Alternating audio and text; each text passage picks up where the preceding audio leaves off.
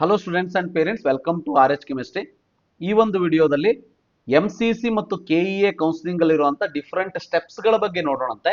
MCC ಅಲ್ಲಿ ಯಾವೆಲ್ಲ ಕಾಲೇಜಸ್ಗಳು ಪಾರ್ಟಿಸಿಪೇಟ್ ಮಾಡುತ್ತೆ, MCC ರಿಜಿಸ್ಟ್ರೇಷನ್ ಫೀಸ್ ಎಷ್ಟಿರುತ್ತೆ, ಫೈನಲಿ MCC ಮತ್ತು KEA ಅಲ್ಲಿ ಡಾಕ್ಯುಮೆಂಟ್ಸ್ ಏನೇನು ಬೇಕಾಗಬಹುದು, ಎಟ್ ದ ಎಂಡ್ MCC ಮತ್ತು KEA ಡಿಫರೆನ್ಸ್ ಏನು ಡಿಫರೆನ್ಸ್ ಇದೆ ಇವೆರಡು ಕೌನ್ಸಿಲಿಂಗ್ ಅಲ್ಲಿ ಅನ್ನೋದನ್ನು ಡಿಸ್ಕಸ್ ಮಾಡೋಣಂತೆ. Fine. So first thing, what is counselling? Counselling ಅಂತ ಕರಿತೀವಿ. ಏನ್ ಹಾಗಾದ್ರೆ? So counselling is nothing but ಬಹಳ ಸಿಂಪಲ್. ನಿಮ್ಮ ಒಂದು ಮೆರಿಟ್ ಅಂದ್ರೆ ರ್ಯಾಂಕ್ ಮತ್ತೆ ನಿಮ್ಮ ಒಂದು ಆಪ್ಷನ್ ಎಂಟ್ರಿ ಆಧಾರದ ಮೇಲೆ ನಿಮಗೆ MBBS ಆಗಲಿ, BDS ಆಗಲಿ, BAMS ಆಗಲಿ, BHMS ಆಗಲಿ ಸೀಟ್ ಅಲಾಟ್ಮೆಂಟ್ ಆನ್ಲೈನ್ ಅಲ್ಲಿ ಏನು ಮಾಡ್ತೀವಿ ಅದನ್ನ ನಾವು ಕೌನ್ಸಿಲಿಂಗ್ ಅಂತ ಕರಿತೀವಿ. ಕಂಪ್ಲೀಟ್ ಕೌನ್ಸಿಲಿಂಗ್ ಪ್ರೊಸೆಸ್ ಅದು ಆಲ್ ಇಂಡಿಯಾ ಕೋಟಾ ಇರ್ಬೋದು, ಸ್ಟೇಟ್ ಇರ್ಬೋದು, only it is based on the online, ಅಂದ್ರೆ ಕಂಪ್ಯೂಟರ್ಲೇ ಮಾಡುವಂಥದ್ದು ಅನ್ನೋದು ಗೊತ್ತಿರಲಿ. ಸೊ ನೀವೆಲ್ಲೂ ಫಿಸಿಕಲಿ ಹೋಗುವಂತ ಅವಶ್ಯಕತೆ ಇಲ್ಲ, ಕಂಪ್ಯೂಟರ್ ಅಲ್ಲೇ ಆನ್ಲೈನ್ ಕೌನ್ಸಿಲಿಂಗ್ ಇರ್ತದೆ. ಇಲ್ಲಿ ಮೇಜರ್ ಆಗಿ ನಾವು ಎರಡು ಟೈಪ್ ಕೌನ್ಸಿಲಿಂಗ್ ಅಲ್ಲಿ ಪಾರ್ಟಿಸಿಪೇಟ್ ಮಾಡಬಹುದು. ನೀಟ್ ಎಸ್ಪಿರೆಂಟ್ಸ್ ಗಳಿಗೆ ಮಾತ್ರ ಹೇಳ್ತಾ ಇದ್ದೀನಿ. ಒಂದು MCC ಕೌನ್ಸಿಲಿಂಗ್ ಅಂತ ಹೇಳಿ, AIQ all India Kota counselling ಅಂತ ಕರಿತೀವಿ, MCC ಅವರು ಮಾಡ್ತಾರೆ. ಸ್ಟೇಟ್ ಕೌನ್ಸಿಲಿಂಗ್ ಅಥಾರಿಟಿ ಅಂತ ಹೇಳಿ ಸ್ಟೇಟ್ DME ಅಂಡರ್ ಬರುವಂತ KE ಅವರು ಮಾಡುವಂಥದ್ದು. ಸೊ MCC ಅವರಿಗೆ NTA ದವರು ಎಕ್ಸಾಮ್ ಮಾಡಿಬಿಟ್ಟು ರಿಸಲ್ಟ್ ಶೀಟ್ ಅನ್ನ ಅವ್ರಿಗೆ ಕೊಡ್ತಾರೆ. MCC ಅವರು ಅಲಾಟ್ಮೆಂಟ್ ಅನ್ನ ನೋಡ್ಕೊಳ್ಳುವಂಥದ್ದು. ಓಕೆ, ಸೊ ಏನ್ ಮಾಡ್ತಾರೆ ಇಲ್ಲಿ ಅಂತ ಅಂದ್ರೆ MCC ಅವರು ಒಂದು ಶೆಡ್ಯೂಲ್ ಅನ್ನ ರಿಲೀಸ್ ಮಾಡ್ತಾರೆ. ಸೊ ಫಸ್ಟ್ ಯಾವಾಗ್ಲೂ ಹೇಗಿರ್ತದ ಅಂತ ಅಂದ್ರೆ ನಿಮಗೆ ರಫ್ ಆಗಿ ಹೇಳ್ತೀನಿ ನೋಡಿ. ಇದು MCC ಫಸ್ಟ್ ರೌಂಡ್ ಮೊದಲಾಗಬೇಕು, ಅದಾದ್ಮೇಲೆ KEA ಯ ಫಸ್ಟ್ ರೌಂಡ್ ಆಗಬೇಕು, ಅದಾದ್ಮೇಲೆ MCC ಯ ಸೆಕೆಂಡ್ ರೌಂಡ್ ಆಗಬೇಕು, KEA ಯ ಸೆಕೆಂಡ್ ರೌಂಡ್ ಆಗಬೇಕು. ಅದೇ ರೀತಿ MCC ಥರ್ಡ್ ರೌಂಡ್ ಆಗಬೇಕು ಫಸ್ಟ್, ಅದಾದ್ಮೇಲೆ KEA ಥರ್ಡ್ ರೌಂಡ್ ಆಗಬೇಕು. ಈ ರೀತಿ ಇರ್ತದೆ. ಈಗ MCC ಅವ್ರು ರೌಂಡೇ ಸ್ಟಾರ್ಟ್ ಮಾಡ್ದೇನೆ KE ಅವ್ರಿಗೆ ನಾಳಿಂದ ಆಪ್ಷನ್ ಎಂಟ್ರಿ ಸ್ಟಾರ್ಟ್ ಮಾಡ್ಲಿಕ್ಕೆ ಬರೋದಿಲ್ಲ, ಅಂದ್ರೆ ಕೌನ್ಸಿಲಿಂಗ್ ಸ್ಟಾರ್ಟ್ ಮಾಡ್ಲಿಕ್ಕೆ ಬರೋದಿಲ್ಲ. ಸೊ ನೆನ್ಪಿಟ್ಕೊಳ್ಳಿ. ಈಗ MCC ಬಗ್ಗೆ ಸ್ವಲ್ಪ ನೋಡೋಣಂತೆ. MCC ಹೇಗೆ ಅಂದ್ರೆ, MCC ಅಂದ್ರೆ ಮೆಡಿಕಲ್ ಕೌನ್ಸಿಲಿಂಗ್ ಕಮಿಟಿ ಅಂಡರ್ ಏನೆಲ್ಲ ಕೌನ್ಸಿಲಿಂಗ್ ಬರ್ತದ ಅಂದ್ರೆ, ಮೊದಲನೇದಾಗಿ 15% all India Kota only pure government colleges 15% comes under MCC. ಈಗ ಕರ್ನಾಟಕದಲ್ಲಿ ಬೆಂಗಳೂರು ಮೆಡಿಕಲ್ ಕಾಲೇಜ್ ಇದೆ. ಬೆಂಗಳೂರು ಮೆಡಿಕಲ್ ಕಾಲೇಜಲ್ಲಿ 15% ಸೀಟ್ಗಳು ಟೋಟಲ್ ಸೀಟ್ ಅಲ್ಲಿ 15% MCC ಅಂಡರ್ ಅಲಾಟ್ಮೆಂಟ್ ಆಗ್ತದೆ. ಅದಕ್ಕೆ ಇಡೀ ಇಂಡಿಯಾದಲ್ಲಿ ಯಾರು ಬೇಕಾದ್ರೂ ಪಾರ್ಟಿಸಿಪೇಟ್ ಮಾಡಬಹುದು. ಬಟ್ 85% ಕೋಟಾ ಏನಿದೆ ಅದಕ್ಕೆ ಕರ್ನಾಟಕದವರು ಮಾತ್ರ ಪಾರ್ಟಿಸಿಪೇಟ್ ಮಾಡಬಹುದು. 15% ಕರ್ನಾಟಕದವರು ಪಾರ್ಟಿಸಿಪೇಟ್ ಮಾಡಬಹುದು. ಅದಕ್ಕಾಗಿ ನಾವು ಜನರಲಿ ಹೇಳೋದೇನು, ಅದಕ್ಕೆ ಸಪರೇಟ್ ವಿಡಿಯೋನ ಮಾಡ್ತೀನಿ. ಕರ್ನಾಟಕದಲ್ಲಿ ಇರುವಂತಹ ಟಾಪರ್ಸ್ಗಳು MCC ಆಲ್ ಇಂಡಿಯಾ ಕೋಟಾ ಥ್ರೂನೇ ಕರ್ನಾಟಕದಲ್ಲಿ ಸೀಟ್ ಅನ್ನ ತಗೊಂಡ್ರೆ ಸೊ ಅದು ನಮ್ಮ ಕರ್ನಾಟಕದ ಬೇರೆ ವಿದ್ಯಾರ್ಥಿಗಳಿಗೆ ಬೆನಿಫಿಟ್ ಆಗುತ್ತೆ, ಇನ್ನೊಬ್ಬ ವಿದ್ಯಾರ್ಥಿಗೆ ಹೆಲ್ಪ್ ಆಗುತ್ತೆ ಅಂತ ಹೇಳ್ತಾ ಇದ್ದೀನಿ ಅಷ್ಟೇ. ಸೊ ಇದು ಒಂದು. ಎರಡನೇದಾಗಿ ಡೆಂಟಲ್ ಕಾಲೇಜಿಗೂ ಕೂಡ ಸೇಮ್, ಗೌರ್ಮೆಂಟ್ ಕಾಲೇಜ್ 15% ಸೀಟ್ಗಳು, dental college pure government college ಮಾತ್ರ MCC ಅಂಡರ್ ಬರ್ತದೆ. ಇನ್ನು NEET counselling for 85% state quota seats in Delhi university ಕಾಲೇಜಲ್ಲಿ comes under MCC. 100% seats in AIIMS, 100% seats in JIPMER, 100% seats in central deemed universities including BDS at Jamia Millia Islamia New Delhi. NEET counselling for IP quota in ಪೇಷಂಟ್ IP ward certificate ಅಂತ ಏನು ಕೊಡ್ತಾರೆ, so insured person ಅಂತ ಹೇಳಿ, ಇನ್ patient ಅಲ್ಲ, insured person Kota ಅಂತ ಹೇಳಿ ESIC ಕಾರ್ಡ್ ಇದ್ದವರಿಗೆ ಅದನ್ನು ನೀವು ಆಲ್ರೆಡಿ ಅಪ್ಲೈ ಮಾಡಿ ತಗೋಬೇಕು. ನಿಮ್ಮ ಹತ್ರ ಇದ್ರೆ ನೀವು ESIC ಕಾಲೇಜಿಗೆ ಪಾರ್ಟಿಸಿಪೇಟ್ ಮಾಡಬಹುದು MCC ಥ್ರೂ. ಇನ್ನು AFMC ಅಂತ ಕೇಳಿರ್ತೀರಿ, ಆರ್ಮ್ಡ್ ಫೋರ್ಸ್ ಮೆಡಿಕಲ್ ಕಾಲೇಜ್ ಅಂತೇಳಿ. ಇದಕ್ಕೆ MCC ಅವರು ಡೈರೆಕ್ಟ್ ಆಗಿ ಕೌನ್ಸಿಲಿಂಗ್ ಮಾಡೋದಿಲ್ಲ. ಬಟ್ MCC ಯ ರಿಜಿಸ್ಟ್ರೇಷನ್ ಅನ್ನ ಸ್ವಲ್ಪ ದಿನ ಆದ್ಮೇಲೆ ಬಿಡ್ತಾರೆ. ಬಿಟ್ಟಾಗ ಏನ್ ಮಾಡಬೇಕು, ನೀವು AFMC ಪಾರ್ಟಿಸಿಪೇಟ್ ಮಾಡ್ತೀನಿ ಅಂದ್ರೆ ಅಲ್ಲಿ ಕೊಡ್ತಾರೆ ಒಂದು ಆಪ್ಷನ್, ರಿಜಿಸ್ಟ್ರೇಷನ್ ಮಾಡ್ಕೋಬೇಕಾದ್ರೆ do you wish to participate for AFMC ಅಂತ ಹೇಳಿ, ಅಲ್ಲಿ ನೀವು ಎಸ್ ಅಂತ ಕೊಡಬೇಕು. ಎಸ್ ಅಂತ ಕೊಟ್ಟ ಮೇಲೆ MCC ಅವರು ಏನ್ ಮಾಡ್ತಾರೆ, AFMC ಗೆ ತಮ್ಮ ಲೀಸ್ಟ್ ಆಫ್ ಸ್ಟೂಡೆಂಟ್ಸ್, ಈ ರೀತಿ ಯಾರ್ಯಾರು ರಿಜಿಸ್ಟ್ರೇಷನ್ ಟೈಮ್ ಅಲ್ಲಿ ಎಸ್ ಅಂತ ಕೊಟ್ಟಿದ್ದಾರೆ ಎಲ್ಲರದ ಒಂದು ಲೀಸ್ಟ್ ಅನ್ನ ಕಳಿಸ್ಕೊಡ್ತಾರೆ. ಆ ಲೀಸ್ಟ್ ಅನ್ನ ತಗೊಂಡು AFMC ಅವರು ಏನ್ ಮಾಡ್ತಾರೆ, ಒಂದು ಶಾರ್ಟ್ ಲೀಸ್ಟ್ ಆಫ್ ಕ್ಯಾಂಡಿಡೇಟ್ಸ್ ಅನ್ನ ರೆಡಿ ಮಾಡ್ತಾರೆ. ಅರೌಂಡ್ 2000 ಸ್ಟೂಡೆಂಟ್ಸ್ ಗಳ ಒಂದು ಶಾರ್ಟ್ ಲಿಸ್ಟ್ ರೆಡಿ ಮಾಡ್ತಾರೆ. ಅವರಿಗೆ ತಮ್ಮ ಒಂದು ವೆಬ್ಸೈಟ್ ಅಲ್ಲಿ ಆ ಒಂದು ನೋಟಿಫಿಕೇಶನ್ ಕೊಟ್ಟುಬಿಟ್ಟು ಆ ವೆಬ್ಸೈಟ್ ಅನ್ನು ನೋಡ್ತಾ ಇರಬೇಕು. ಅಲ್ಲಿ ನಿಮಗೆ they will call for test of English language comprehension logic and reasoning TOELR ಅಂತೇಳಿ. ಇದಕ್ಕೆ ಸಪರೇಟ್ ಸಿಲೆಬಸ್ ಇರ್ತದೆ, ನಿಮಗೆಲ್ಲ ಬುಕ್ ಸಿಗ್ತದೆ. ನೀವು ಸೀರಿಯಸ್ ಆಗಿ AFMC ಪ್ರಿಪೇರ್ ಆಗ್ತಾ ಇದ್ರೆ ಆನ್ಲೈನ್ ಬುಕ್ ಸಿಗ್ತದೆ, ತಗೊಂಡು ಓದ್ಕೊಳ್ಳಿ. ಅದಾದ್ಮೇಲೆ PAT ಅಂತೇಳಿ ಸೈಕಾಲಜಿಕಲ್ ಅಸೆಸ್ಮೆಂಟ್ ಟೆಸ್ಟ್ ಅನ್ನು ಮಾಡ್ತಾರೆ, ಇಂಟರ್ವ್ಯೂ ಮಾಡ್ತಾರೆ. ಅದಾದ್ಮೇಲೆ ಮೆಡಿಕಲ್ ಅಂಡ್ ಫಿಸಿಕಲ್ ಎಕ್ಸಾಮಿನೇಷನ್ ನ ಪುಣೆದಲ್ಲಿ ಮಾಡಿಬಿಟ್ಟು AFMC ಅಲ್ಲಿ ಮಾಡಿಬಿಟ್ಟು ನಿಮ್ಮನ್ನ ಸೆಲೆಕ್ಟ್ ಮಾಡುವಂಥದ್ದು. ಇದು MCC ಮಾಡುವಂತ, ಇದೆಲ್ಲ MCC ಅಂಡರ್ ಬರುವಂತ ಕೆಲಸ. AFMC ಮಾತ್ರ AFMC ಅವರು ಮಾಡ್ತಾರೆ. MCC ರಿಜಿಸ್ಟ್ರೇಷನ್ ಮಾತ್ರ MCC ಅಲ್ಲಿ ಮಾಡಬೇಕು. Next, respective state counselling authority ಏನ್ ಮಾಡ್ತದೆ ಹಂಗಾದ್ರೆ KEA, ನಮ್ಮ ಕರ್ನಾಟಕದಲ್ಲಿ KEA ಅವ್ರೇನ್ ಮಾಡ್ತಾರೆ ಅಂದ್ರೆ 85% ಸ್ಟೇಟ್ ಕೋಟಾ ಇನ್ನು ಪ್ಯೂರ್ ಗೌರ್ಮೆಂಟ್ ಕಾಲೇಜಸ್ ಮತ್ತು 100% seats in all state private colleges counselling ಅನ್ನ ಮಾಡ್ತಾರೆ. ದೆನ್ ಸ್ಟೆಪ್ ಬೈ ಸ್ಟೆಪ್ ಆಗಿ MCC ನೋಡ್ಕೊಳ್ಳಂತೆ. ಮೊದಲು ರಿಜಿಸ್ಟ್ರೇಷನ್ ಮಾಡಿಸಬೇಕು. ಆಲ್ರೆಡಿ ನೀವು ನೀಟ್ 2026 ಅಪ್ಲಿಕೇಶನ್ ಫಾರ್ಮ್ ಏನು ಹಾಕಿದ್ದೀರಿ, ಅದೇ ಯೂಸರ್ ID ಅಂದ್ರೆ ಅಪ್ಲಿಕೇಶನ್ ನಂಬರು ಮತ್ತೆ ಪಾಸ್ವರ್ಡ್ ಅನ್ನ ತಗೊಂಡು ನೀವು ಲಾಗಿನ್ ಆಗಿಬಿಟ್ಟು, ಸೊ ಇಲ್ಲಿ ನೀವು ರಿಜಿಸ್ಟ್ರೇಷನ್ ಅನ್ನು ಮಾಡ್ಕೋಬೇಕು. ರಿಜಿಸ್ಟ್ರೇಷನ್ ಅನ್ನು ಮಾಡ್ಕೊಂಡ್ಮೇಲೆ ಕೌನ್ಸಿಲಿಂಗ್ ಫೀಸ್ ಅನ್ನ ಪೇಮೆಂಟ್ ಮಾಡಬೇಕು. ರಿಜಿಸ್ಟ್ರೇಷನ್ ಅಂದ್ರೆ ಅದು ಮುಂದೆ ಮತ್ತೆಲ್ಲ ಅಪ್ಲಿಕೇಶನ್ ನೀವೆಲ್ಲ ಇನ್ಫಾರ್ಮೇಶನ್ ಫಿಲ್ ಮಾಡಿದ್ಮೇಲೆ ಕೌನ್ಸಿಲಿಂಗ್ ಫೀಸ್ ಅನ್ನ ಪೇಮೆಂಟ್ ಮಾಡಬೇಕು. ಕೌನ್ಸಿಲಿಂಗ್ ಫೀಸ್ ಅಲ್ಲಿ ಏನಿರ್ತದ ಅಂದ್ರೆ ಇಲ್ಲಿ ರೀಫಂಡೇಬಲ್ ಒಂದು ಅಮೌಂಟ್ ಇರ್ತದ, ನಾನ್ ರೀಫಂಡೇಬಲ್ ಒಂದು ಅಮೌಂಟ್ ಇರ್ತದ. ಇದನ್ನ ನೀವು online method, credit card, debit card, net banking through ನೀವು ಮಾಡ್ಕೋಬಹುದು. ಹಾಗಾದ್ರೆ ಎಷ್ಟು ಇರ್ತದ ಅಮೌಂಟು ಕರೆಕ್ಟ್ ಆಗಿ ನೋಡ್ಕೊಳ್ಳಿ. ಓಕೆ, ನಾನ್ ರೀಫಂಡೇಬಲ್ ಏನು ಅಂದ್ರೆ all India quota, central universities, AIIMS, JIPMER ಇವಕ್ಕೆಲ್ಲ ಪಾರ್ಟಿಸಿಪೇಟ್ ಮಾಡಬೇಕು ಅಂದ್ರೆ ಅನ್ರಿಸರ್ವ್ಡ್ ಕ್ಯಾಂಡಿಡೇಟ್ಸ್ಗಳಿಗೆ 1000 ರೂಪೀಸ್ ಇರ್ತದೆ. SC ST OBC PWD ದವರಿಗೆ 500 ರೂಪೀಸ್ ನಾನ್ ರಿಫಂಡೇಬಲ್ ಫೀಸ್. ಇದು ಡೀಮ್ಡ್ ಯೂನಿವರ್ಸಿಟಿ ನೀವು ಪಾರ್ಟಿಸಿಪೇಟ್ ಮಾಡ್ತೀರಿ ಅಂದ್ರೆ 5000 rupees non refundable fees. Next refundable ಎಷ್ಟು ಹಾಗಾದ್ರೆ? ರೀಫಂಡೇಬಲ್ ಈ 15% ಸೆಂಟ್ರಲ್ ಯೂನಿವರ್ಸಿಟಿ, ಈ ಒಂದು ಏಮ್ಸ್ ಇದೆ, ಏಮ್ಸ್ ಚಿಪ್ಮರ್ ಇದರಲ್ಲೆಲ್ಲ ಅನ್ಡಿಸರ್ವ್ಡ್ 10,000 ಪೇ ಮಾಡಬೇಕು. SC ST OBC 5,000, deemed university 2 lakh. So ಅಂದ್ರೆ ಟೋಟಲ್ ಎಷ್ಟಾಗ್ತದೆ ಹಾಗಾದ್ರೆ ನೋಡಿ, ಟೋಟಲ್ ಎಷ್ಟಾಗ್ತದೆ ಅಂದ್ರೆ ಅನ್ರಿಸರ್ವ್ಡ್ ಕ್ಯಾಟಗರಿ ಅವರಿಗೆ, so for AIQ all India quota ಇವಕ್ಕೆಲ್ಲ ಬೇಕು ಅಂದ್ರೆ 11,000 ರೂಪೀಸ್ ಪೇಮೆಂಟ್ ಮಾಡಬೇಕು. 1000 rupees non refundable, 10,000 refundable. SC ST OBC ಅಲ್ಲಿ ಇದ್ದವರಿಗೆ 5,500 ರೂಪೀಸ್ ಪೇಮೆಂಟ್ ಮಾಡಬೇಕು. ಡೀಮ್ಡ್ ಯೂನಿವರ್ಸಿಟಿ ಅವರು ಮಾತ್ರ 2,05,000 ರೂಪಾಯಿಗಳ ಪೇಮೆಂಟ್ ಮಾಡಬೇಕು.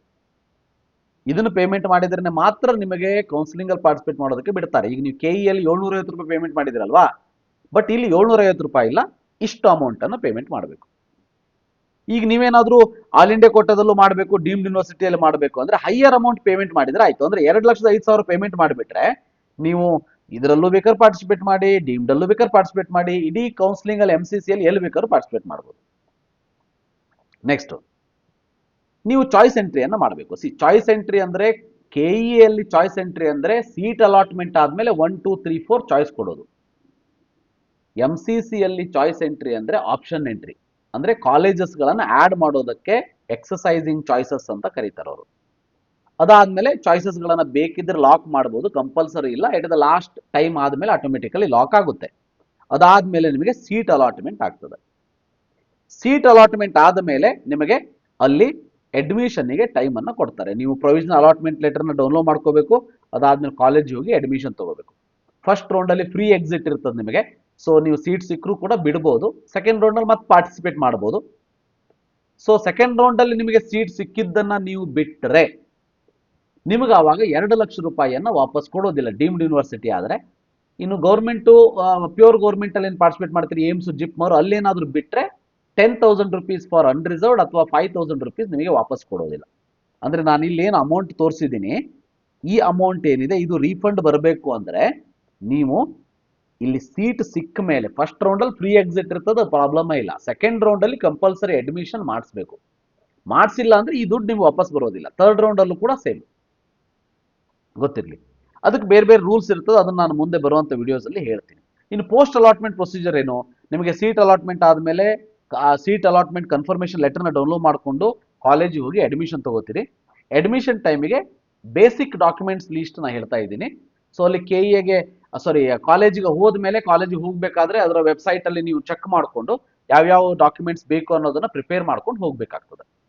ಮೊದಲನೇದಾಗಿ ನೀಟ್ 2020 ಅಡ್ಮಿಟ್ ಕಾರ್ಡ್ ರೆಡಿ ಇಟ್ಕೊಳ್ಳಿ, ನೀಟ್ ಸ್ಕೋರ್ ಕಾರ್ಡ್ ರೆಡಿ ಇಟ್ಕೊಳ್ಳಿ, 10th marks card and certificate ಅಂತ ಕರೀತಾರೆ, ಬಟ್ ನಮ್ಮಲ್ಲಿ ಸರ್ಟಿಫಿಕೇಟ್ ಇಲ್ಲ.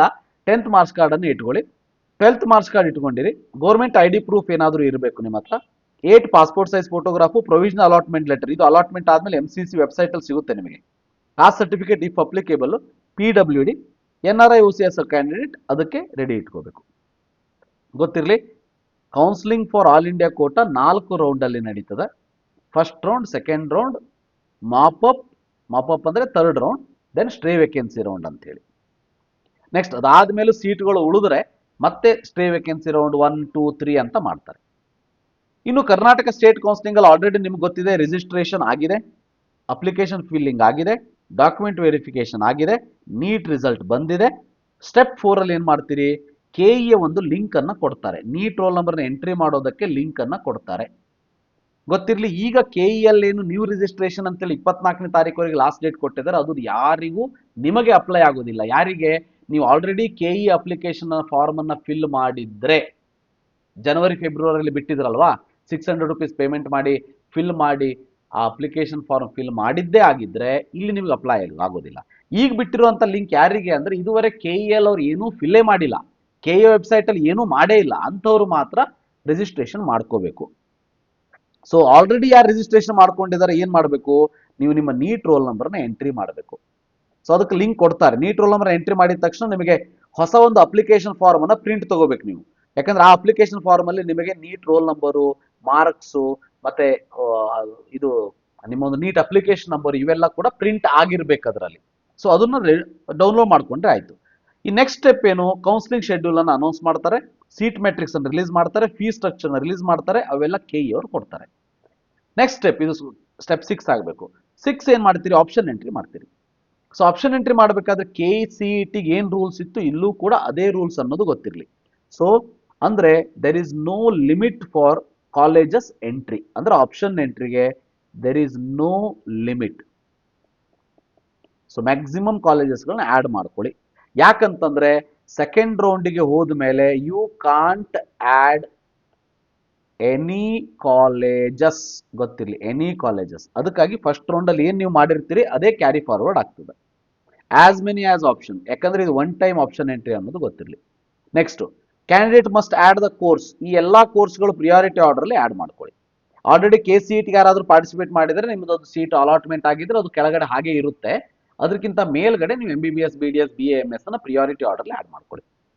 ಅದಾದ್ಮೇಲೆ ಏನ್ ಮಾಡ್ತಾರೆ, KEA ಎರಡನೇ ರೌಂಡ್ ಅಲ್ಲಿ, ರೌಂಡ್ 2 ದಲ್ಲಿ only they will allow to modify their options, delete or alter in the round 2, but cannot be added any new colleges. ಹೊಸ ಕಾಲೇಜ್ ಆಡ್ ಮಾಡ್ಲಿಕ್ಕೆ ಬರೋದಿಲ್ಲ. ರೌಂಡ್ 2 ದಲ್ಲಿ ನಿಮಗೆ ಅಲ್ಟರ್ ಮಾಡ್ಕೊಳ್ಳೋದಕ್ಕೆ ಅವಕಾಶ ಕೊಡ್ತಾರೆ. ಇನ್ನು ಸ್ಟೆಪ್ 6 ಏನಂದ್ರೆ ಅಲಾಟ್ಮೆಂಟ್ ಪ್ರೊಸೆಸ್ ಆಗ್ತದೆ. ಸೊ ಸೀಟ್ ಸಿಕ್ಕ ಮೇಲೆ first round, second round, first round ಅಲ್ಲಿ ಮತ್ತೆ 4 ಚಾಯ್ಸಸ್ ಇರ್ತದೆ. ಸೊ ನಿಮ್ಗೆ ಬೇಕಾದ್ರೂ ತಗೋಬಹುದು, ಇಲ್ಲ ಅಂದ್ರೆ ಬಿಟ್ಟು ಕೂಡ ಮುಂದೆ ಹೋಗ್ಬೋದು. ಬಟ್ KEA ನೀಟ್ ಕೌನ್ಸಿಲಿಂಗ್ ಅಲ್ಲಿ ಕಂಪಲ್ಸರಿ ಏನು ಅಂತಂದ್ರೆ, ಚಾಯ್ಸ್ 2 ಸೆಲೆಕ್ಟ್ ಮಾಡಿದ ಮೇಲೂ ಕೂಡ ನೀವು ಪೇಮೆಂಟ್ ಅನ್ನ ಮಾಡಲೇಬೇಕು. ಅದೇ KCET ಅಲ್ಲಿ ಚಾಯ್ಸ್ 2 ಸೆಲೆಕ್ಟ್ ಮಾಡಿದ್ರೆ ಪೇಮೆಂಟ್ ಕೇಳಿರ್ಲಿಲ್ಲ ಅವರು, ನೀವು ಆರಾಮ್ಸೆ ಸೆಕೆಂಡ್ ರೌಂಡ್ ಹೋಗ್ಬಿಡ್ತೀರಿ. ಬಟ್ ನೀಟಲ್ಲಿ ಹಾಗಲ್ಲ, ನೀವು ಇಲ್ಲಿ ಕಂಪಲ್ಸರಿಯಾಗಿ ಪೇಮೆಂಟ್ ಅನ್ನ ಮಾಡಲೇಬೇಕು. ಮಾಡಿದ್ರೆ ಮಾತ್ರ ನಿಮಗೆ ಸೀಟು ನಿಮ್ಮ ಹೆಸರಲ್ಲಿ ಹೋಲ್ಡ್ ಅಲ್ಲಿ ಇರುತ್ತೆ, ಇಲ್ಲ ಅಂದ್ರೆ ನಿಮಗೆ ಸೀಟು ಹೋಲ್ಡ್ ಅಲ್ಲಿ ಇರೋದಿಲ್ಲ ಅನ್ನೋದು ಗೊತ್ತಿರಲಿ. ಸೊ ಅದಕ್ಕಾಗಿ ನೀವು ಪೇಮೆಂಟ್ ಅನ್ನ ಕಂಪಲ್ಸರಿ ಮಾಡಲೇಬೇಕು. ಅದಾದ್ಮೇಲೆ ಸೊ 2 ರೌಂಡ್ ಅಲ್ಲಿ ನಡೀತದ. ಸೊ ಇಲ್ಲಿ ಆಕ್ಚುಲಿ 2 ರೌಂಡ್ ಅಂತ ಇದೆ, ಈ ವರ್ಷ 3 ರೌಂಡ್ ಅಲ್ಲಿ ನಡೀತದೆ. First round, second round, third round. ಈ ವರ್ಷ KE ಅವರು ಮಾಡಿರುವಂತ ಒಂದು ಬೆಸ್ಟ್ ಕೆಲಸ ಏನು ಅಂದ್ರೆ, ಸೆಕೆಂಡ್ ರೌಂಡ್ ಅಲ್ಲಿ ಅಡ್ಮಿಷನ್ ತಗೊಂಡ ಮೇಲೂ ಕೂಡ ಥರ್ಡ್ ರೌಂಡ್ ಅಲ್ಲಿ ಯು ಕ್ಯಾನ್ ಪಾರ್ಟಿಸಿಪೇಟ್. ಅಡ್ಮಿಷನ್ ತಗೊಂಡು ಯು ಕ್ಯಾನ್ ಪಾರ್ಟಿಸಿಪೇಟ್. ಆದ್ರೆ ಇಷ್ಟು ವರ್ಷ ಅದು ಇರಲಿಲ್ಲ. ಲಾಸ್ಟ್ ಇಯರ್ ಕೋರ್ಟ್ ಕೇಸ್ ಎಲ್ಲ ಆದ್ಮೇಲೆ KE ಅವರು ಈ ರೂಲ್ ಅನ್ನು ಚೇಂಜ್ ಮಾಡಿದ್ದಾರೆ. ಫಸ್ಟ್ ರೌಂಡ್ ಇಂದ ಸೆಕೆಂಡ್ ರೌಂಡ್ ಹೋಗ್ಬೋದು, ಸೆಕೆಂಡ್ ರೌಂಡ್ ಅಲ್ಲಿ ಕಂಪಲ್ಸರಿ ಅಡ್ಮಿಷನ್ ಮಾಡಿಸಿ, ಥರ್ಡ್ ರೌಂಡ್ ಅಲ್ಲಿ ಪಾರ್ಟಿಸಿಪೇಟ್ ಮಾಡಿ. ಈಗ ಹಾಗಾದ್ರೆ ಇಲ್ಲಿ ಯಾವೆಲ್ಲ ನಿಮಗೆ ಡಾಕ್ಯುಮೆಂಟ್ಸ್ಗಳು ಬೇಕು, ಸೊ ಡಾಕ್ಯುಮೆಂಟ್ಸ್ಗಳು ಬೇಕು. ಇಲ್ಲಿ ಮೊದಲು ಎರಡು ಡಾಕ್ಯುಮೆಂಟ್ಸ್ ಇಲ್ಲಿ ಮಿಸ್ ಆಗಿದೆ, ಅದನ್ನು ಸೇರಿಸಿ ಹೇಳ್ತೀನಿ. ಡಾಕ್ಯುಮೆಂಟ್ಸ್ ನೀಡೆಡ್ ಫಾರ್ ಕೌನ್ಸಿಲಿಂಗ್ ಯಾವುದು, ಫಾರ್ KEA ಇದು ಗೊತ್ತಿರಲಿ. So documents needed for KEA, ಇಲ್ಲಿ ಥರ್ಡ್ ಡಾಕ್ಯುಮೆಂಟ್ಸ್ ಇಂದ ಡೈರೆಕ್ಟ್ ಆಗಿ ಬಂದಿದೆ, ಬಟ್ ನಾನು ಫಸ್ಟ್ ಅಂಡ್ ಸೆಕೆಂಡ್ ಕೂಡ ನಾನು ನಿಮಗೆ ಇನ್ಫಾರ್ಮೇಶನ್ ಅನ್ನ ಕೊಡ್ತೀನಿ. ಸೊ ಒನ್ಸ್ ಅಗೇನ್, ನಾವು ಈಗ ಆಲ್ ಇಂಡಿಯಾ ಕೋಟಾ ಕೌನ್ಸಿಲಿಂಗ್ ಅಲ್ಲಿ ನಾನು ನಿಮಗೆ ಏನು ಹೇಳಿದೆ ಅದು ಇಲ್ಲೂ ಕೂಡ ಅಪ್ಲೈ ಆಗ್ತದೆ. ಏನು ಅಂತ ಅಂದ್ರೆ ಅಲ್ಲಿ ನೀಟ್ ಅಪ್ಲಿಕೇಶನ್ ಅಂತ ಇತ್ತು, ಇಲ್ಲಿ ಏನು ಅಂತಂದ್ರೆ ಫಸ್ಟ್ ಒನ್ ನಿಮಗೆ final printout of the KEA application form. KEA application form ಗೊತ್ತಿರಲಿ, after NEET roll number entry. Okay, ನಿಮ್ಮ ಹತ್ರ ಈಗ ಯಾವ್ದಾದ್ರು ಅಪ್ಲಿಕೇಶನ್ ಫಾರ್ಮ್ ಇದ್ರೂ ಕೂಡ ಅದು ಉಪಯೋಗ ಇಲ್ಲ. ಕೆಇಎ ಈಗ ನೀಟ್ ಕೌನ್ಸಿಲಿಂಗಿಗೆ, KCET ಕೌನ್ಸಿಲಿಂಗ್ ನಡೀತದೆ, ಅದು ನೀವು ಅಡ್ಮಿಷನ್ಗೆ ಅದು ತೊಗೊಂಡು ಹೋಗ್ಬೋದು. ಬಟ್ ನೀಟ್ ಕೌನ್ಸಿಲಿಂಗಿಗೆ KEA application with roll number entry ಆಗಿರುವಂತ ಒಂದು ಅಪ್ಲಿಕೇಶನ್ ಬರುತ್ತೆ, ಅದನ್ನ ಇಟ್ಕೊಂಡು ಹೋಗಿ. ಎರಡನೇದು ಏನು ಅಂತಂದ್ರೆ U G neat 2026 admit card. ನಿಮ್ಮ ಹತ್ರ ಎಲ್ಲರ ಹತ್ರ ಅಡ್ಮಿಟ್ ಕಾರ್ಡ್ ಇರಬೇಕು. ನೀವು ಮೊದಲು ಡೌನ್ಲೋಡ್ ಮಾಡ್ಕೊಂಡಿರ್ತಿರಲ್ಲ, ಅದು ಇದ್ರೆ ಸಾಕು. ಇಲ್ಲ ಸರ್, ಅಡ್ಮಿಟ್ ಕಾರ್ಡ್ ಅನ್ನ ಎಕ್ಸಾಮ್ ಹಾಲ್ ಅಲ್ಲಿ ಇಸ್ಕೊಂಡ್ ಬಿಟ್ಟಿದ್ದಾರೆ, ಅವ್ರು ಇಸ್ಕೋತಾರೆ, ಇಸ್ಕೊಳ್ಳಿ, ನಿಮ್ಮ ಹತ್ರ ಇನ್ನೊಂದು ಕಾಪಿ ಇರಲೇಬೇಕಲ್ವಾ, ಅದನ್ನ ಇಟ್ಕೊಂಡಿರಿ ಅಂತ. ಅದಕ್ಕೇನು ಫೋಟೋ ಹಚ್ಕೊಂಡು ಹೋಗ್ಬೇಕು, ತಮ್ಮ ಇಂಪ್ರೆಷನ್ ಹಾಕೊಂಡು ಹೋಗ್ಬೇಕು ಅಂತ ಏನಿಲ್ಲ, ಬಟ್ ಅದನ್ನ ರೆಡಿ ಇಟ್ಕೊಳ್ಳಿ. ಮೂರನೇದು ವೆರಿಫಿಕೇಶನ್ ಸ್ಲಿಪ್ ಕೆಇಎದು. ನಾಲ್ಕನೇದು 2026 ಸ್ಕೋರ್ ಕಾರ್ಡ್. ಸೊ ಮೊನ್ನೆ ಏನು ನಿಮ್ಗೆ ಎಕ್ಸಾಮ್ ಆದ್ಮೇಲೆ ಸ್ಕೋರ್ ಕಾರ್ಡ್ ಇದೆಯಲ್ಲ, ಅದು ನಿಮ್ಮ ಹತ್ರ ಏನಾದ್ರು PDF ಇಲ್ಲ ಅಂದ್ರೆ ದಯವಿಟ್ಟು ಡೌನ್ಲೋಡ್ ಮಾಡ್ಕೊಳ್ಳಿ ಈಗಲೇ. ಕೆಇಎ NTA ವೆಬ್ಸೈಟ್ ಅಲ್ಲಿ ಲಿಂಕ್ ಇದೆ.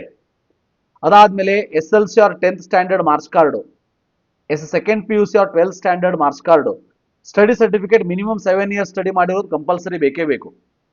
ಓಕೆ, ನಿಮ್ದೇನಾದ್ರೂ SSLC ಸ್ಟೇಟ್ ಬೋರ್ಡ್ ಆಗಿದ್ರೆ ಅಪ್ ಟು 10th ನಿಮಗೆ BEO ಸೈನ್ ಕಂಪಲ್ಸರಿ ಬೇಕು. CBSE ICSE ಆದ್ರೆ BEO ಸೈನ್ ಅವಶ್ಯಕತೆ ಇಲ್ಲ. Original copy of the challan paid. So ಇದು ಏನು ಅಂತ ಅಂದ್ರೆ ನಿಮ್ಮ PUC ಕಾಲೇಜ್ ಫೀಸ್ ತುಂಬಿದಲ್ಲ. ಸೊ ಇಲ್ಲಿ ಈಗ ಫಸ್ಟ್ ರೌಂಡ್ ಅಥವಾ ಸೆಕೆಂಡ್ ರೌಂಡ್ ಅಲ್ಲಿ ಕೆಇಎ ಸೀಟ್ ಅಲಾಟ್ ಆದ್ಮೇಲೆ ನಿಮಗೆ ನೀವು ಪೇಮೆಂಟ್ ಮಾಡಿದ ಒಂದು ಪ್ರೂಫ್ ಇರಬೇಕಲ್ವಾ, ಚಲನ್ ಅಂತ ಕರಿತೀವಿ, ಅದು ಇದು. Any valid ID proof, 6 to 8 passport size photograph, transfer certificate. ಇದು ಕೆಲವೊಂದಷ್ಟು ಕಾಲೇಜಲ್ಲಿ ಟ್ರಾನ್ಸ್ಫರ್ ಸರ್ಟಿಫಿಕೇಟೇಷನ್ ಅಡ್ಮಿಷನ್ ಆದ್ಮೇಲೆ ನೀವು ಯಾವ ಕಾಲೇಜ್ ಅಡ್ಮಿಷನ್ ಆಗಿದ್ದೀರಿ ಅಂತ ಕಾಲೇಜಲ್ಲಿ ಹೇಳಿದ ಮೇಲೆ PU ಕಾಲೇಜಿಂದ ಟ್ರಾನ್ಸ್ಫರ್ ಮಾಡ್ತಾರೆ. ಇಲ್ಲ ಬಹಳಷ್ಟು ಕಾಲೇಜಲ್ಲಿ ನಿಮಗೆ ಬೈ ಹ್ಯಾಂಡ್ ಕೊಟ್ಬಿಡ್ತಾರೆ. ಅವರು ಬೈ ಹ್ಯಾಂಡ್ ಕೊಡ್ತಾ ಇದ್ರೆ ತೆಗೆದುಕೊಂಡು ಇಟ್ಕೊಂಡಿರಿ, ಸೊ ದಟ್ ಅದನ್ನ ನಾವು ಅಡ್ಮಿಷನ್ ಟೈಮಿಗೆ ತಗೊಂಡು ಹೋಗೋಣಂತೆ. If applicable Kannada medium certificate 10 years ನೀವೇನಾದ್ರೂ ಕಲ್ತಿದ್ದಿದ್ರೆ ಕನ್ನಡ ಮೀಡಿಯಂ ಸರ್ಟಿಫಿಕೇಟ್ ಕಂಪಲ್ಸರಿಯಾಗಿ ಬೇಕು. ಸೊ BEO ಸೈನ್ ಇರಬೇಕು, ಅದಕ್ಕೆ ಆಲ್ರೆಡಿ ಇದ್ದಿರ್ತದ, ಆದ್ರೂ ಹೇಳ್ತಾ ಇದ್ದೀನಿ. ರೂರಲ್ ಸ್ಟಡಿ ಸರ್ಟಿಫಿಕೇಟ್ ಏನಾದ್ರೂ ಇದ್ರೆ BEO ಸೈನ್ ಬೇಕು. ಅದರಲ್ಲಿ ಜನರಲ್ ಮೆರಿಟ್ ದವರಾಗಿದ್ರೆ ರೂರಲ್ ಕ್ಲೇಮ್ ಮಾಡ್ಬೇಕಂದ್ರೆ ನಿಮ್ಗೆ ಗೊತ್ತಿದೆ, NCLC ಸರ್ಟಿಫಿಕೇಟ್ ತಗೊಂಡಿರ್ತೀರಿ ನೀವು, ನಾನ್ ಕ್ರಿಮಿಲಿಯರ್ ಸರ್ಟಿಫಿಕೇಟ್, ಅದು ಬೇಕು. Caste certificate, caste income certificate ನಿಮ್ಮ ಹತ್ರ ಇದ್ರೆ ಅಥವಾ ನೀವು ಅದನ್ನ ಅಪ್ಲೈ ಮಾಡಿದ್ದಿದ್ರೆ ಅದು ಬೇಕು. ಹೈದರಾಬಾದ್ ಕರ್ನಾಟಕ ಸರ್ಟಿಫಿಕೇಟ್, ಅದು ನೀವು HK ಅಂಡರ್ ಬರ್ತಾ ಇದ್ರೆ 371J ಸರ್ಟಿಫಿಕೇಟ್ ಬೇಕು. ನೆಕ್ಸ್ಟ್, ಸೊ ಇದು ನಾರ್ಮಲ್ ಅಪ್ಲಿಕೇಶನ್ ಫಾರ್ಮಿಗೆ ಅಂದ್ರೆ ಅಡ್ಮಿಷನ್ ಟೈಮಿಗೆ ಬೇಕಾಗುವಂತ ಅಪ್ಲಿಕೇಶನ್ಗಳು. ಓಕೆ, ಸೊ ಇದ್ರ ಜೊತೆಗೆ ನೀವು ಇನ್ನೊಂದು 2-3 ಪಾಯಿಂಟ್ ಅನ್ನ ಕೇಳ್ತೀರಿ. ಸೊ ಅದನ್ನು ಕೂಡ ಇಲ್ಲಿ ಇಂಟ್ರೊಡ್ಯೂಸ್ ಮಾಡಿಬಿಡ್ತೀನಿ. ಓಕೆ, ಸೊ ಮೊದಲನೇದಾಗಿ ಡಾಮಿಸೈಲ್ ಸರ್ಟಿಫಿಕೇಟ್ ಬೇಕಾ ಅಂತ ಕೇಳ್ತೀರಿ. Okay, domicile certificate. So domicile certificate ಬಗ್ಗೆ ಒಂದು ಪಾಯಿಂಟ್ ಅನ್ನು ಹೇಳಬೇಕು ಅಂದ್ರೆ, so it is not compulsory documents under KEA. ನೀವು ಕೆಇಎ ಅಂಡರ್ ಎಲ್ಲೇ ನೋಡಿದ್ರು ಕೂಡ ಇದು ಕಂಪಲ್ಸರಿ ಡಾಕ್ಯುಮೆಂಟ್ ಅಂಡರ್ ಇಲ್ಲ, ನೀವು ನೋಡಬಹುದು. ಓಕೆ, ಸೊ ಆದ್ರೆ ಕೆಲವೊಂದು ಕಾಲೇಜಸ್ಗಳಿಗೆ ಕೇಳಿಬಿಡ್ತಾರೆ. ಅದಕ್ಕಾಗಿ ನನ್ನ ಸಜೆಷನ್ ಏನು ಅಂದ್ರೆ ಅಪ್ಲೈ ಫಾರ್ ಇಟ್. ಈಗ ಅಪ್ಲೈ ಮಾಡಿ ಇಟ್ಕೊಂಡಿರಿ. ಈಗ ಕೆಲವೊಂದಷ್ಟು ಕಾಲೇಜಲ್ಲಿ ಕೇಳಿಬಿಟ್ರೆ ನಿಮಗೆ ಏನು ಅಡ್ಮಿಷನ್ ಏನು ನೀವು ಡಾಮಿಸೈಲ್ ಸರ್ಟಿಫಿಕೇಟ್ ಅಡ್ಮಿಷನ್ ಟೈಮಿಗೆ ಕೊಟ್ಟಿಲ್ಲ ಅಂದ್ರೆ ಕ್ಯಾನ್ಸಲ್ ಮಾಡೋದಿಲ್ಲ. ಬಟ್ ಆವಾಗ ನೀವು ಸುಮ್ಮನೆ ಅಡ್ಡಾಡಬೇಕು, ಟೆನ್ಷನ್ ಮಾಡ್ಕೋತೀರಿ. ಅಲ್ಲಿ ಟೈಮ್ ಕೊಡ್ತಾರೆ ನಿಮಗೆ, 10 days 7 days 15 days ಕೊಡ್ತಾರೆ. ಕೊಡ್ಲಿಲ್ಲ ಅಂದ್ರೆ ನೀವು ಕೇಳ್ಬೋದು, ನಿಮ್ಮ ಹಕ್ಕಿದೆ ಅದು. ಯಾಕಂದ್ರೆ ಕೆಇಎ ಡಾಕ್ಯುಮೆಂಟ್ ಲಿಸ್ಟ್ ಅದು ಇಲ್ವೇ ಇಲ್ಲ ಅಲ್ವಾ. ಸೊ ಅದಕ್ಕಾಗಿ ಅಲ್ಲಿ ನಿಮಗೆ ಬೇಡ, ನಾನು ಟೆನ್ಷನ್ನೇ ಬೇಡ, ನಾನು ಅಪ್ಲೈ ಮಾಡಿ ಇಟ್ಕೊಳ್ತೀನಿ ಅಂದ್ರೆ ಸೊ ಅಪ್ಲೈ ಫಾರ್ ಇಟ್. ನಿಮ್ಮ ತಹಶೀಲ್ದಾರ್ ಆಫೀಸು ಬೆಂಗಳೂರು ಅಂತ ಸಿಟಿಯಲ್ಲಿ ಆದ್ರೆ ನಾಡ ಕಚೇರಿ ಅಂತ ಇರ್ತದೆ, ಅಪ್ಲೈ ಮಾಡ್ಕೊಳ್ಳಿ. ಅಥವಾ ಆನ್ಲೈನಲ್ಲಿ ಅಪ್ಲೈ ಮಾಡ್ಲಿಕ್ಕೆ ಬರ್ತದೆ, you can apply for it. Next, migration certificate ಬೇಕಾ ಅಂತ ಕೇಳ್ತಾರೆ ಬಹಳಷ್ಟು ಜನ ವಿದ್ಯಾರ್ಥಿಗಳು. ಗೊತ್ತಿರ್ಲಿ, ಮೈಗ್ರೇಷನ್ ಸರ್ಟಿಫಿಕೇಟ್ ಯಾರಿಗೆ ಅಂತಂದ್ರೆ ನಿಮ್ದೇನಾದ್ರೂ CBSE ಅಥವಾ ICSE ಅಥವಾ ಅದರ್ ಸ್ಟೇಟ್ ಬೋರ್ಡ್ ಇದ್ರೆ ಆವಾಗ ಮಾತ್ರ ನಿಮಗೆ ಮೈಗ್ರೇಷನ್ ಸರ್ಟಿಫಿಕೇಟ್ ಬೇಕಾಗ್ತದೆ. ಇಲ್ಲ ಅಂದ್ರೆ ಮೈಗ್ರೇಷನ್ ಸರ್ಟಿಫಿಕೇಟ್ ನಿಮಗೆ ಅವಶ್ಯಕತೆ ಇಲ್ಲ, ಗೊತ್ತಿರಲಿ. ನೆಕ್ಸ್ಟ್ ಏನ್ ಕೇಳ್ತಾರೆ ಬಹಳ ಜನ ವಿದ್ಯಾರ್ಥಿಗಳು, gap certificate. Remember, gap certificate is nothing but ಒಂದು ಫಾರ್ಮ್ಯಾಟ್ ಇರ್ತದ. ಸೊ ಆ ಫಾರ್ಮ್ಯಾಟ್ ಅಲ್ಲಿ 100 rupees ಬಾಂಡ್ ಪೇಪರ್ ಅಲ್ಲಿ ಒಂದು ಬಾಂಡ್ ತೆಗೆಸೋದಷ್ಟೇ. ಓಕೆ, ಈ ಗ್ಯಾಪ್ ಸರ್ಟಿಫಿಕೇಟ್ ಅನ್ನ ಕರ್ನಾಟಕದಲ್ಲಿ ನಾನು ನೋಡಿದ ಮಟ್ಟಿಗೆ ಯಾರೂ ಕೇಳಿಲ್ಲ. ಯಾವಾಗಾದ್ರೂ ಕೇಳಿದ್ರೆ ಒಂದೆರಡು ಕಾಲೇಜಲ್ಲಿ ಅದನ್ನ ಒಂದು 2 ತಾಸಿನ ಕೆಲಸ ಅಷ್ಟೇ, ಒಂದು ಅಫಿಡವಿಟ್ ಮಾಡಿಸುವಂಥದ್ದು ನೀವು ಈಸಿಲಿ ಮಾಡಿಸ್ಬೋದು. ಅದಕ್ಕಾಗಿ ಈಗ for the time being, so this is not needed ಗೊತ್ತಿರಲಿ. ಓಕೆ, ಸೊ ನೆಕ್ಸ್ಟ್ ಬಹಳ ಜನ ಕೇಳುವಂಥದ್ದು ಎಲಿಜಿಬಿಲಿಟಿ ಸರ್ಟಿಫಿಕೇಟ್, ಇದು ಒಂದು ಕೊಟ್ಬಿಟ್ಟಿರ್ತಾರೆ. Okay, eligibility certificate. ಎಲಿಜಿಬಿಲಿಟಿ ಸರ್ಟಿಫಿಕೇಟಿನ ಮೀನಿಂಗ್ ಏನು ಅಂತ ಅಂದ್ರೆ, ಜನರಲಿ ಏನಾಗ್ತದ, ಈಗ ನೋಡಿ, ನೀವೇನಾದ್ರೂ CBSE ಆಗಿದ್ರೆ ಅಥವಾ ICSE ಬೋರ್ಡ್ ಆಗಿದ್ರೆ ಅಥವಾ ಅದರ್ ಸ್ಟೇಟ್ ಬೋರ್ಡ್ ಆಗಿದ್ರೆ, ನಿಮಗೇನಾದ್ರೂ RGUHS ಅಂಡರ್ ಸೀಟ್ ಸಿಕ್ಕರೆ, Rajiv Gandhi health university under seat ಸಿಕ್ಕರೆ, ಆವಾಗ you have to apply for this eligibility certificate. So ಅದನ್ನ ಅವರು ಕಾಲೇಜಲ್ಲೂ ಕೂಡ ಹೇಳ್ತಾರೆ. ಬಟ್ ಅದೇ ನಿಮಗೆ ಪ್ರೈವೇಟ್ ಯೂನಿವರ್ಸಿಟಿ ಲೈಕ್ SDM ಆಗಿರ್ಬೋದು, ಡಾಕ್ಟರ್ ಚಂದ್ರ ದಯಾನಂದ ಸಾಗರ ಅಥವಾ KMC ಮಣಿಪಾಲು ಮಂಗಳೂರು, KS ಹೆಗಡೆ ಅಥವಾ ನಿಮಗೆ JSS ಮೈಸೂರು, JNMC ಬೆಳಗಾಂ, ಇಂಥ ಕಾಲೇಜಲ್ಲಿ ಸಿಕ್ಕರೆ ಇದು ಹೆಲ್ಪ್ ಆಗೋದಿಲ್ಲ ನಿಮಗೆ. RGHS ಅಂಡರ್ ಎಲಿಜಿಬಲ್ ಸರ್ಟಿಫಿಕೇಟ್ ಅವಶ್ಯಕತೆ ಇರೋದಿಲ್ಲ. ಅವಾಗ ಅವರ ಯೂನಿವರ್ಸಿಟಿ ಅಂಡರ್ ಎಲಿಜಿಬಲ್ ಸರ್ಟಿಫಿಕೇಟ್ ತಗೋಬೇಕು. ಅವ್ರ ಹತ್ರ ನೀವು, ನಿಮ್ಮ ಹತ್ರ ಅವರು ದುಡ್ಡನ್ನು ತಗೊಂಡು ಅವರೇ ಮಾಡಿಸ್ಕೊಂಡ್ ಬಿಡ್ತಾರೆ. ಬಟ್ ಏನಾದ್ರೂ ನಿಮಗೆ RGUHS, Rajiv Gandhi health university under ಬರುವಂತಹ ಈ ಒಂದು ಕಾಲೇಜಸ್ಗಳಲ್ಲಿ ಸೀಟ್ ಸಿಕ್ಕಿದ್ರೆ, ನೀವು CBSE ICSE other state board ಆಗಿದ್ರೆ ನಿಮಗೆ ಬೇಕಾಗ್ತದೆ. ಅದನ್ನ ಮುಂದೆ ಮಾಡಿಸ್ಕೊಳ್ಳಿ, ಈಗೇನು ಅವಶ್ಯಕತೆ ಇಲ್ಲ. ಇನ್ನು ಕೊನೆಯದಾಗಿ class C and class D ಇದ್ರೆ, ಅಥವಾ other classes, class B to Z ಅಂತ ಬರೀತೀನಿ. ಓಕೆ, ನಿಮಗೆ ಏನೆಲ್ಲ ಡಾಕ್ಯುಮೆಂಟ್ಸ್ಗಳನ್ನ ನೀವು ಡಾಕ್ಯುಮೆಂಟ್ ವೆರಿಫಿಕೇಶನ್ಗೆ ಹೋದಾಗ ಸಬ್ಮಿಟ್ ಮಾಡಿರ್ತೀರಿ, ಅವೆಲ್ಲ ಡಾಕ್ಯುಮೆಂಟ್ಸ್ ನೀವು ರೆಡಿ ಇಟ್ಕೋಬೇಕು. ಇದಿಷ್ಟು ಡಾಕ್ಯುಮೆಂಟ್ಸ್ ಯಾವ್ಯಾವ್ದು ಬೇಕು ಅನ್ನೋದ್ರ ಬಗ್ಗೆ. ಇನ್ನು ಕೊನೆಯದಾಗಿ difference between KE and MCC ಅನ್ನ ಕ್ವಿಕ್ ಆಗಿ ನೋಡೋಣಂತೆ. ಡಿಫ್ರೆನ್ಸ್ ಏನಾಗಾದ್ರೆ ನೋಡಿ, ಡಿಫ್ರೆನ್ಸ್ ಏನಂತಂದ್ರೆ, ಮೊದಲನೇದಾಗಿ KE ಅಲ್ಲಿ ನಿಮಗೆಲ್ಲ ಗೊತ್ತೇ ಇದೆ, KEA MCC ಅಲ್ಲಿ ಮೇಜರ್ ಡಿಫ್ರೆನ್ಸ್, ಫಸ್ಟ್ ಡಿಫ್ರೆನ್ಸ್ ಏನು ಅಂತಂದ್ರೆ, MCC for 15% state quota plus deemed universities. ನಾ ಕರ್ನಾಟಕ ಮಾತ್ರ ತಲೆ ಇಟ್ಕೊಂಡು ಹೇಳ್ತೀನಿ, ಡೀಮ್ಡ್ ಕಾಲೇಜಸ್ಗಳಿಗೆ 100%. ಸೊ ಕೆಲವೊಂದಷ್ಟು ಕಾಲೇಜ್ ಕರ್ನಾಟಕಕ್ಕೆ ಕೊಡ್ತದೆ. ಸೊ ಇದನ್ನ MCC ಅವ್ರು ಮಾಡ್ತಾರೆ. KE ಅವ್ರ ಕೆಲಸ ಏನು ಅಂತಂದ್ರೆ 85% ಸ್ಟೇಟ್ ಕೋಟಾ ಮತ್ತೆ 100% ಸ್ಟೇಟ್ ಪ್ರೈವೇಟ್ ಕಾಲೇಜಸ್ ಏನಿದೆ ಆ ಕಾಲೇಜ್ಗಳಿಗೆ ಕೌನ್ಸಿಲಿಂಗ್ ಮಾಡುವಂಥದ್ದು. ನೋಡ್ತಾ ಹೋಗಿ, ಇಲ್ಲೂ ಕೂಡ 4 ರೌಂಡ್ ಇರ್ತದೆ, ಇಲ್ಲೂ ಕೂಡ 4 ರೌಂಡ್ ಇರ್ತದೆ. ಇಲ್ಲಿ round 1, round 2, round 3 stray vacancy, here also same. ಎರಡನೇ ಡಿಫರೆನ್ಸ್ ಏನಂತಂದ್ರೆ, ಇಲ್ಲಿ ನೋ ರಿಜಿಸ್ಟ್ರೇಷನ್ ಫೀಸ್. ನೋ ಅಂತ ಹೇಳಿದ್ದೀನಿ, ಬಟ್ 750 ರೂಪಾಯಿ ಕಟ್ಟಬೇಕು ನೀವು. 750 ರೂಪಾಯಿ ಕಟ್ಟಬೇಕು, ಬಟ್ ನೋ ಅಂತ ಹೇಳಿದ್ದೀನಿ, ತಪ್ಪು ತಿಳ್ಕೊಬೇಡಿ. ಆದ್ರೆ ಇಲ್ಲಿ ಮಾತ್ರ ಅನ್ರಿಸರ್ವ್ಡ್ ಇದ್ರೆ 11,000, SC ST OBC ಇದ್ರೆ 5,500, ಡೀಮ್ಡ್ ಯೂನಿವರ್ಸಿಟಿ ಪಾರ್ಟಿಸಿಪೇಟ್ ಮಾಡೋದಾದ್ರೆ 2,05,000 ರೂಪಾಯಿ ಕಟ್ಟಲೇಬೇಕು. ಇಲ್ಲಿ ನೋಡಿ, ಇಲ್ಲಿ ಇದು ಇಂಪಾರ್ಟೆಂಟ್ ಮತ್ತೆ ಕಾಮನ್. ಇದು ಅಪ್ಗ್ರೇಡೇಷನ್ ಏನಿದೆ ಅದು ನಿಮಗೆ ರೌಂಡ್ 3 ವರೆಗೂ ಸಿಗುತ್ತೆ. ನೀವು ಫಸ್ಟ್ ರೌಂಡ್ ಅಲ್ಲಿ ಸೀಟ್ ತಗೊಂಡ್ರು ಕೂಡ ಸೆಕೆಂಡ್, ಥರ್ಡ್ ರೌಂಡ್ ತನಕ ಅಪ್ಗ್ರೇಡೇಷನ್ ಹೋಗ್ಬೋದು. ಬಟ್ ಸ್ಟೇ ವೇಕೆನ್ಸಿ ರೌಂಡ್ ಅಲ್ಲಿ ನಿಮಗೆ ಅಪ್ಗ್ರೇಡೇಷನ್ ಇಲ್ಲ. ಸೊ ಇಲ್ಲಿ upgradation till round 3, not for stray vacancy round, ಇಲ್ಲೂ ಕೂಡ remain same. Next KE under there is no new registration for each round. ಬಹಳ important ಇದು. KE ಅಲ್ಲಿ ರೌಂಡ್ 1, ರೌಂಡ್ 2, ರೌಂಡ್ 3 ವರೆಗೂ ಕೂಡ there is no new registration. ಆದ್ರೆ ಇಲ್ಲಿ MCC ಅಲ್ಲಿ there is a new registration for each round. ನೀವು first round ಅಲ್ಲಿ ಪಾರ್ಟಿಸಿಪೇಟ್ ಮಾಡಿಲ್ವಾ, ಸೆಕೆಂಡ್ ರೌಂಡ್ ಮಾಡ್ಕೊಳ್ಳಿ. ಸೆಕೆಂಡ್ ರೌಂಡ್ ಮಾಡಿಲ್ವಾ, ಬೇಕಾದ್ರೆ ಥರ್ಡ್ ರೌಂಡ್ ಎಂಟ್ರಿ ಹೊಡಿಬಹುದು, ಫೋರ್ತ್ ರೌಂಡ್ ಅಲ್ಲಿ ಎಂಟ್ರಿ ಹೊಡಿಬಹುದು. ಆದ್ರೆ KE ಅಲ್ಲಿ ಹಾಗಲ್ಲ. ಫಸ್ಟ್ ರೌಂಡ್ ಅಲ್ಲಿ ಯಾರು ರಿಜಿಸ್ಟ್ರೇಷನ್ ಮಾಡ್ಕೊಂಡಿರ್ತಾರೆ ಅವರು ಮಾತ್ರ ಫಸ್ಟ್, ಸೆಕೆಂಡ್, ಥರ್ಡ್ ತನಕ ಕಂಟಿನ್ಯೂ ಆಗ್ತದೆ. ಅದಾದ್ಮೇಲೆ option entry one time process. ಇದು KE ದಲ್ಲಿ option entry is one time process. First round ಏನ್ ಹಾಕ್ತೀರಿ ಅದೇ ಫೈನಲ್. ಬಟ್ ಇಲ್ಲೊಂದು ಸ್ಮಾಲ್ ಸ್ಟಾರ್ ಹಾಕಿದ್ದೀನಿ. ಯಾಕೆ ಅಂದ್ರೆ ರೌಂಡ್ 3 ಏನ್ ರೂಲ್ಸ್ ಇದೆ ಇನ್ನೂ KE ಅವ್ರು ಹೇಳಿಲ್ಲ. ಹೇಳಿದ ಮೇಲೆ ನಾನು ಹೇಳ್ತೀನಿ. ರೌಂಡ್ 3 ನೀವು ಹೊಸದಾಗಿ ಆಪ್ಷನ್ ಎಂಟ್ರಿ ಮಾಡ್ಕೋಬಹುದಾ, ಸೆಕೆಂಡ್ ರೌಂಡ್ ಇಂದ ಕ್ಯಾರಿ ಫಾರ್ವರ್ಡ್ ಆಗುತ್ತಾ ಗೊತ್ತಿಲ್ಲ, ಅದಕ್ಕೆ ವೇಟ್ ಮಾಡೋಣಂತೆ. ಬಟ್ MCC ಅಲ್ಲಿ ಫಾರ್ ಈಚ್ ರೌಂಡ್ ನೀವು ಫ್ರೆಶ್ ಆಪ್ಷನ್ ಎಂಟ್ರಿ ಮಾಡಲೇಬೇಕು. ನೀವು ಫಸ್ಟ್ ಇಂದ ಸೆಕೆಂಡ್ ರೌಂಡ್ ಹೋದಾಗ ನೀವು ಆಪ್ಷನ್ ಎಂಟ್ರಿನೇ ಮಾಡ್ಕೊಳ್ಳಿಲ್ಲ, ಫಸ್ಟ್ ರೌಂಡ್ ಇಂದ ಕಂಟಿನ್ಯೂ ಆಗ್ತದಂತ ನೀವು ತಿಳ್ಕೊಂಡಿದ್ರೆ ಕಂಪ್ಲೀಟ್ಲಿ ರಾಂಗ್. ಇಲ್ಲಿ fresh option entry for each round is needed. Lastly, in KEA college fees to be paid to KEA only. ನಿಮಗೆ ಸೀಟ್ ಸಿಕ್ತು, ಕಾಲೇಜ್ ಫೀಸ್ ಪೇಮೆಂಟ್ ಮಾಡಬೇಕು. ಯಾರಿಗೆ ಮಾಡ್ತೀರಿ, KEAಗೆನೇ ಮಾಡ್ತೀರಿ. ಆದ್ರೆ MCC ಅಲ್ಲಿ ಕಾಲೇಜ್ ಫೀಸ್ ಅನ್ನು ಯಾರಿಗೆ ಮಾಡ್ತೀರಿ, ಕಾಲೇಜ್ ಫೀಸ್ ಅನ್ನ ಕಾಲೇಜಿಗೆ ಮಾಡ್ತೀರಿ. ಸೊ MCC ಮಾಡೋದಿಲ್ಲ. MCC ಮಾಡಬೇಕಾಗಿರೋದು ಇವಿಷ್ಟೇ ಫೀಸು, ಇದೇನಿದೆಯಲ್ಲ ಇವಿಷ್ಟನ್ನೇ ನೀವು MCC ಮಾಡೋದು.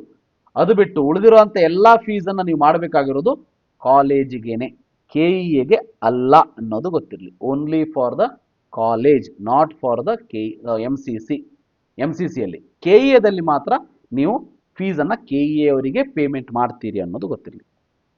ಇದಿಷ್ಟು important points. MCC KEA difference ಅನ್ನು ಹೇಳಿದ್ದೀನಿ, MCC ಕೌನ್ಸಿಲಿಂಗ್ ಅಲ್ಲಿ ಯಾವ ರೀತಿ, KEA ಕೌನ್ಸಿಲಿಂಗ್ ಅಲ್ಲಿ ಯಾವ ರೀತಿ ಅಂತ ಹೇಳಿದ್ದೀನಿ.